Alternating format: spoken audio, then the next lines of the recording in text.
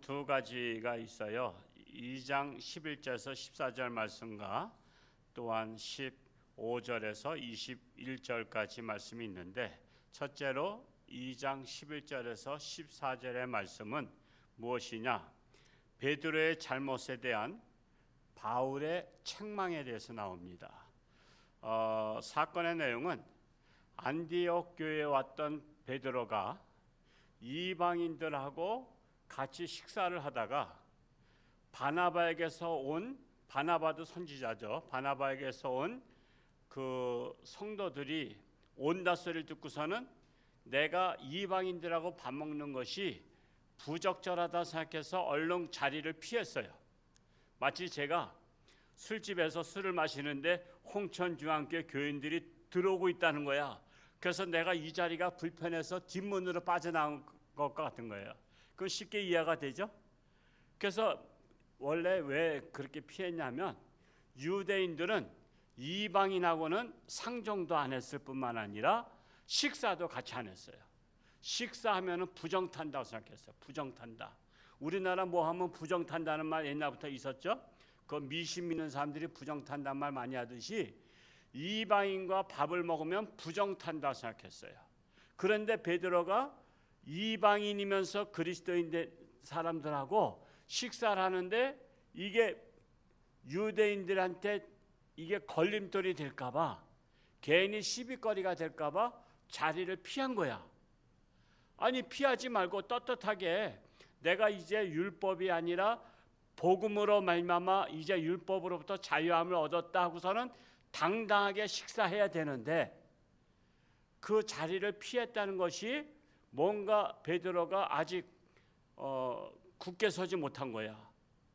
그러니까 사도 바울이 그걸 책망했던 거예요.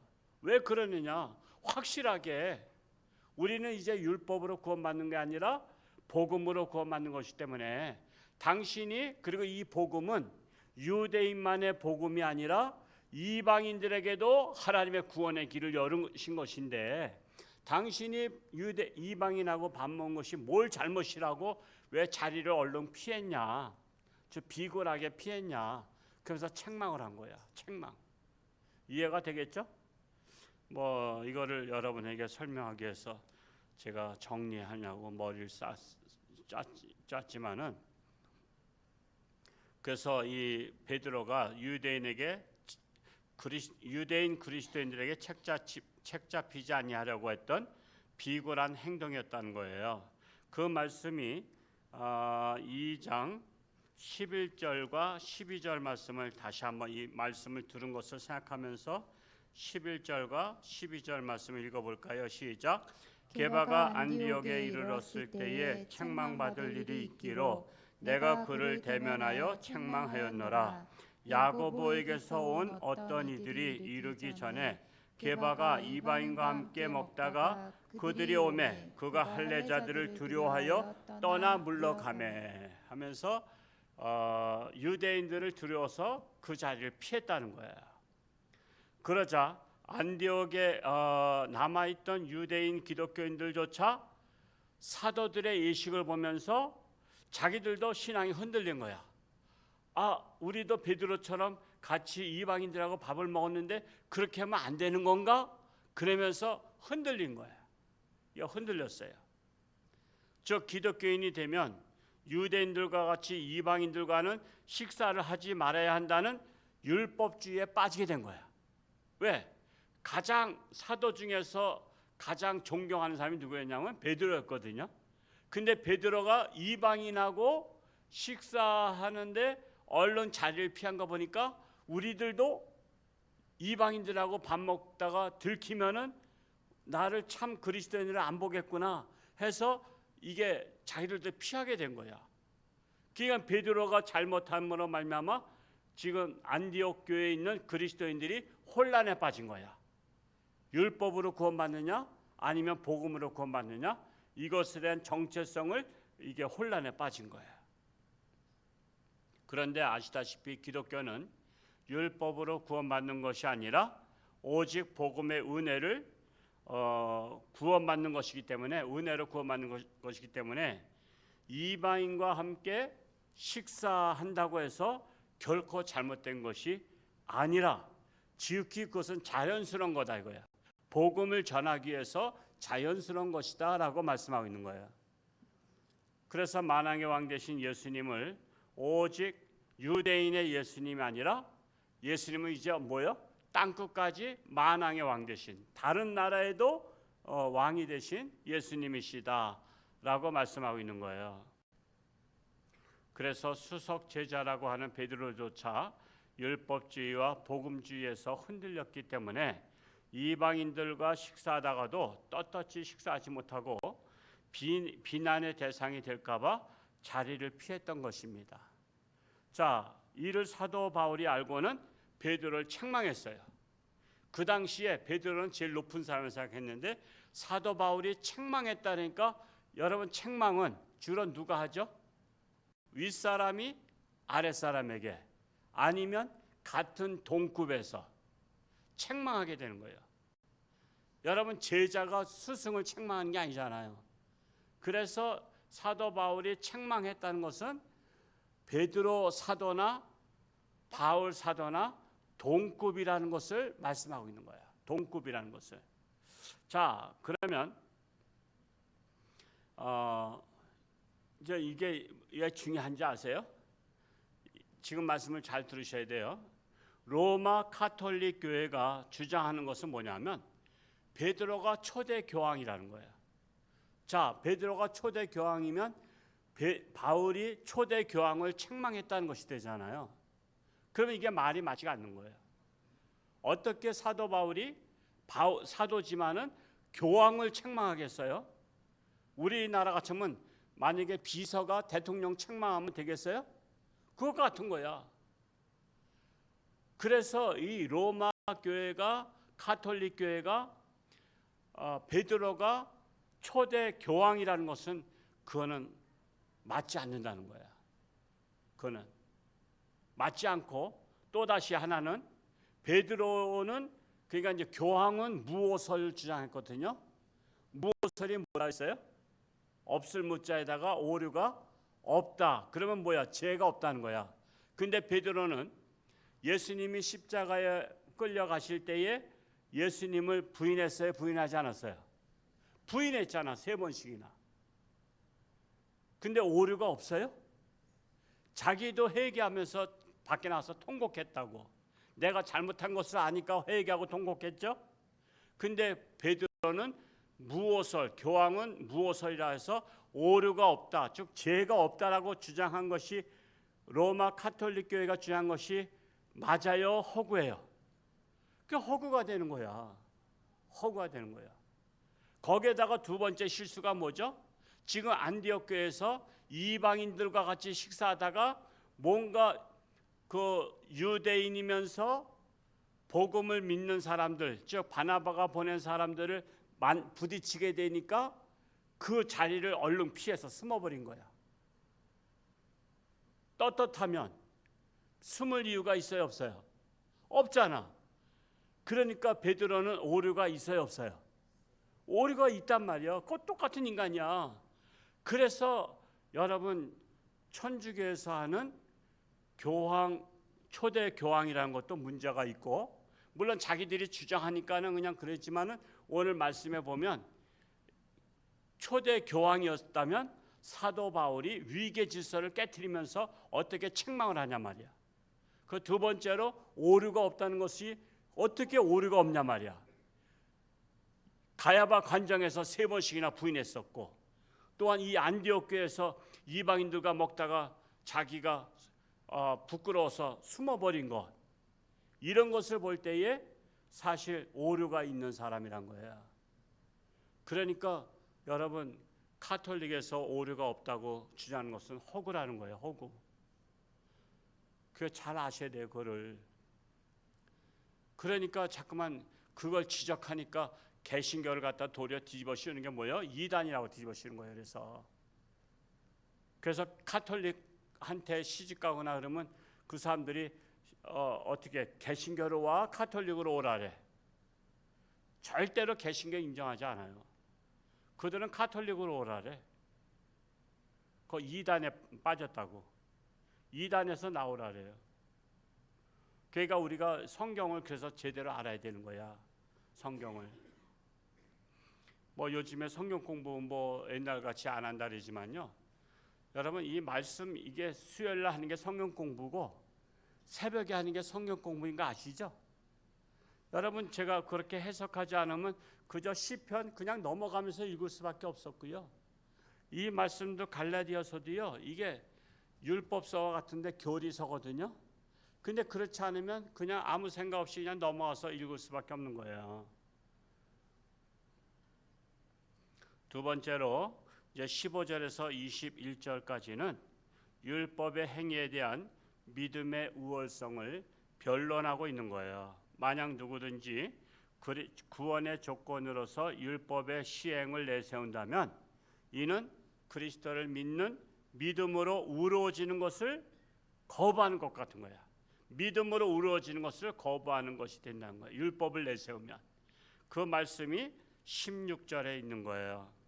16절 한번 같이 읽어볼까요? 시작. 사람이 의롭게 되는 것은 율법의 행위로 말미암음이 아니요 오직 예수 그리스도를 믿음으로 말미암는 줄을 알므로 우리도 그리스도 예수를 믿나니 이는 우리가 율법의 행위로서가 아니고 그리스도를 믿음으로써 의롭다함을 얻으려 함이라. 율법의 행위로서는 의롭다함을 얻을 육체가 없느니라. 예, 그러므로 율법의 행위로서는 의롭다함을 얻을 육체가 없다는 거야. 그러니까 육체라는 것은 뭐예요? 얻을 인간이 없다는 거야. 율법으로는 의롭다 인정받을 인간이 없다라는 거예요. 저 율법의 행위로는 구원받을 수 없다라고 사도 바울이 단호하게 하는 거예요. 여러분 사도 바울의 내용들은요. 바울 서신 보면 단칼이야 단칼. 아닌 건 아닌 거야. 긴 건 긴 거야. 그만큼 사도 바울이 그때 최고의 학문을 배웠기 때문에 논리적으로 명쾌하게 그리스도에 대해서 이렇게 정리하면서 쓴 거예요. 그러니까 예수님께서 오죽하면은 다메섹 도상에서 사도 바울을 구원시켰을까? 자기 믿는 자들을 잡으러 가던 사람을 벌 주는 게 아니라 도리어 그를 변화시켜서 하나님의 종으로 썼다는 사실이에요. 이어서 17절 말씀을 또 읽어볼까요? 시작. 만일 우리가 그리스도 안에서 의롭게 되려 하다가 죄인으로 드러나면 그리스도께서 죄를 짓게 하는 자냐? 결코 그럴 수 없느니라. 그러므로 율법주의에 빠진 자들이 복음을 받아들였음에도 불구하고 믿음으로 구원에 이른다는 복음의 진리를 무시하고 다시 율법의 전통을 중시한다는 것은 복음이 율법보다 우월하지 못하고 복음만으로 살면 죄인된 삶을 살았다는 의미가 되는 거예요. 복음으로만 살면 아직 죄가 벗겨지지 않았다고 지금 말하고 있는 거예요. 이는 복음으로 구원받은 자를 율법의 잣대로 재어서 또다시 죄인을 만드는 거예요. 우리는 복음으로 우리는 죄 사함을 받았어요. 그리고 우리가 의인이 됐어요. 그런데 또 다시 율법을 강조하게 되면 우리는 다시 의인이 되었다가 죄 사함을 받았다가 다시 죄인으로 전락하게 된다라고 지금 말씀하고 있는 거예요. 이해가 되시죠? 안 돼요? 그런 분은 오늘 철학기도 하시면 될 거예요. 하여튼 그런 말씀이에요. 사실 이거 어려운 말씀이에요. 어려운 말씀. 이거를 우리 성도님들한테 어떻게 이해하기 쉽게 해석을 해야 되는가? 그러니까 목사는 어려운 말씀을 쉽게 해석해야 되잖아요. 알아듣기 쉽게. 그래서 이 정도로 알아듣기 쉽게 했으면은 뭐 다 알아. 오늘 오신 분들은 믿음들이 좋으시니까 잘 이해했으리라 생각합니다. 이어서 18절 말씀을 읽어볼까요? 시작. 만일 내가 헐었던 것을 다시 세우면 내가 나를 범법한 자로 만드는 것이라. 이 말씀이 뭐냐? 내가 만일 헐었던 것을 다시 세운다면 이게 무슨 말이냐면 저 율법주의에 빠져서 복음의 은혜를 모르고 그리스도인들을 잡아 가두었던 자신이 또다시 율법주의에 빠진다면 다시 율법주의에 빠진다면 내가 나를 범인으로 만드는 것이다. 이거야. 내가 나를 범법자로 만드는 거야. 헐었던 거, 율법을 헐고 복음으로 내가 세웠는데 다시 율법을 강조하게 된다면 나는 범법자가 된다라고 말씀하고 있는 거예요. 왜? 지금까지 무엇으로 우리가 구원받아? 믿음으로 말미암아 구원받는다 그랬는데 다시 율법으로다가 다시 율법이 아니면 안 된다. 그런 단서 조항을 달게 되면 우리의 믿음으로 구원받는 것은 이 복음을 헐어버린 것이 된다라고 말씀하고 있는 거야. 이어서 19절 말씀 한번 또 읽어볼까요? 시작. 내가 율법으로 말미암아 율법에 대하여 죽었나니 이는 하나님에 대하여 살려 함이라. 자, 예수 믿기 전에는 율법에 얽매인 죄인이었었는데 이제는 복음으로 말미암아 죄에서 해방되었다라고 말씀하고 있는 거예요. 그래서 이제는 하나님에 대하여 살려 함이라는 것은 내가 이제는 복음으로 말미암아 나는 살겠다라고 강조하고 있는 거예요. 20절 말씀 읽어봅니다. 시작. 내가 그리스도와 함께 십자가에 못 박혔나니 그런즉 이제는 내가 사는 것이 아니요 오직 내 안에 그리스도께서 사시는 것이라. 이제 내가 육체 가운데 사는 것은 나를 사랑하사 나를 위하여 자기 자신을 버리신 하나님의 아들을 믿는 믿음 안에서 사는 것이라. 이 말씀을 가지고 찬송가를 만든 분이 계시죠? 복음성가. 뭐예요? 한번 할 수 있는 분. 내가 그리스도와 함께 십자가에 못 박혔나니. 이 찬송 아시는 분? 그래도 몇 분 계시네. 저는 작사 작곡 못해요. 이게 어떤 분이 이렇게 한 거야. 그냥 찬송은 하나님의 말씀을 중심으로 이게 작사 작곡해가지고 하는 거예요. 여러분들 그렇게 해보세요. 요즘 AI가 발달돼서 노래도 많이 만들고 그래요. 여러분 내용을 주고 여기다 곡을 붙여줘. 그러면 곡도 붙여주고요. 요즘은 그런 시대에 살고 있습니다. 그래서 생일 축하 노래도 하나 만들어줘. 그러면은 여러분 뭐 자녀나 손주 이름 넣어가지고 생일 축하도 만들어줄 수 있어요. 그 정도로 지금은 발달됐는데 바로 이겁니다. 이게 얼마나 이 말씀이 은혜가 되면 이 말씀을 중심으로 해서 찬송가까지 만들었을까. 그래서 20절 말씀은 19절 말씀을 보다 자세히 설명한 거예요. 구체적으로 설명한 거예요. 내가 그리스도와 함께 십자가에 못 박혔다는 것은 예수 그리스도께서 나의 율법의 죄를 십자가로 못 박았다는 거예요. 내 율법의 죄를 십자가로 못 박혀 율법의 죄를 죽였다는 거야. 그리고 하나님의 은혜로 나를 살리셨다라고 말씀하고 있는 거야. 그런즉 이제부터는 내가 사는 거요, 예수님께서 사시는 거야. 내 안에 예수께서 사시는 거야. 내 죄를 다 칸 거야. 마치 뭐 같으냐? 누가 칼로다가 찌르려고 하는데 어떤 사람이, 내 사랑하는 사람이, 그러니까 부모가 앞으로 와서 나를 딱 끌어안았어. 그런 바람에 누가 죽었어? 부모가 죽었어. 부모가 대신 칼을 맞는 바람에 나는 살아났어. 그래서 내가 예수 그리스도와 함께 사실은 죽은 것 같다는 거야. 왜? 아버지가 앞에서 안 막았으면 내가 죽었거든. 그래서 난 죽은 목숨이야. 그런데 아버지가 딱 앞으로 가로막는 바람에 아버지가 대신 죽었으니까 사실은 나는 아버지와 함께 죽은 것과 같은 것이다 라고 고백하고 있는 거야. 이해가 되죠? 그래서 예수님께서 십자가 못 박혀 죽으신 것은 예수님의 죄 때문 아니라 나를 살리시려고 예수님께서 십자가에 대신 못 박은 거야. 그러므로 사실은 예수님 아니면 내가 죽는 건데 예수님이 죽으셨어. 그러니까 내가 예수 그리스도와 함께 죽은 것이고 또한 내가 예수 그리스도와 함께 다시 사는 것이다라고 고백하는 거예요. 그 사실은 우리 신앙생활에서 이 갈라디아서를 꼭 해야 되는 거예요. 사실은 그래야 신앙의 견고함, 뿌리가 흔들리지 아니할 수 있는 거예요. 21절 읽고 마치겠습니다. 21절 시작. 내가 하나님의 은혜를 패하지 아니하노니 만일 의롭게 되는 것이 율법으로 말미암으면 그리스도께서 헛되이 죽으셨느니라.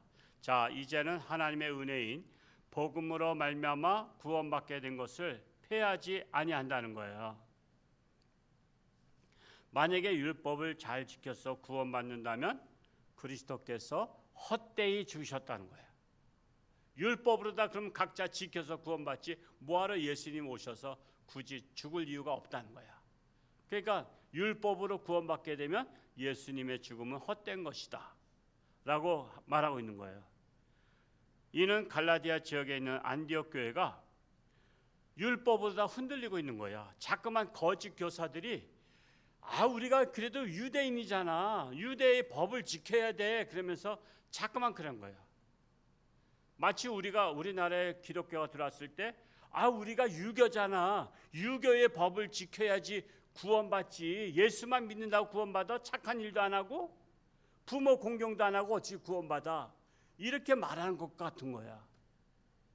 근데 그렇다고 해서 부모 공경 안 한다고 해서 구원 못 받는 건 아니지만, 그러나 하나님을 믿고 은혜를 아는 사람이 부모 공경해요 안 해요?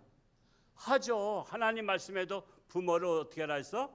공경하라 했잖아. 공경하는 것이 구원의 조건은 아니지만 우리는 하나님의 법을 또 우리가 윤리도 지켜야 되는 거야. 그러니까 우리가 율법으로 구원받지는 않지만 그렇다고 율법을 무시하고 팽개치고 율법을 범하면 안 되는 거야. 왜? 하나님의 은혜로 구원받은 자가 그 율법 때문에 예수님이 죽으셨는데 내가 또 다시 율법을 범함으로 예수님을 십자가의 죽으심을 헛되이 죽게 해서는 안 된다라는 거예요. 그러니까 우리가 율법을 지키긴 지키되 알고 지키는 것이 뭐냐면 율법으로 구원받기 위해서 지키는 것은 아니다. 하나님의 은혜로 나를 율법에서 자유를 주신 은혜로 지키는 것이다 라는 사실이에요. 이해가 되시죠? 오늘 더위도 많고 그래서 말씀은 여기까지. 빨리 끝나니까 섭섭하신 분 손 들어봐. 장면 손 드셨어요? 우리 섭섭한 분이 없는 줄 알고 그냥 오늘 더우니까 그냥 간단 데스 이렇게 해서 끊겠습니다. 이 시간도 오민혁 우리 청년이 군대가 엊그제 같은데 벌써 제대해서 우리 조정호사님 손자 자랑스러운 손자 축하의 박수 치시고요. 또 베네수엘라 또 구제 헌금도 있고 구역 예배 특별 헌금 드린 손길들마다 하나님께서 함께하실 줄 믿습니다. 기도하겠습니다.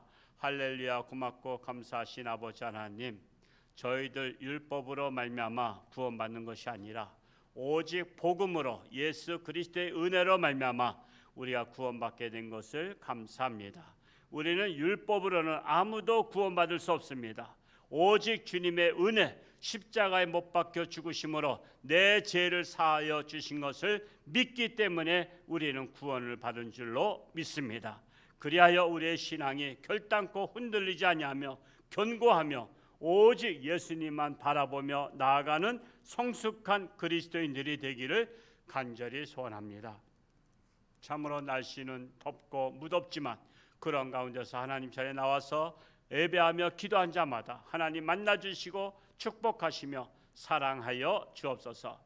우리 홍천중앙교회 중고등부가 오늘 수련회를 은혜 가운데 무사히 마치고 귀가했습니다.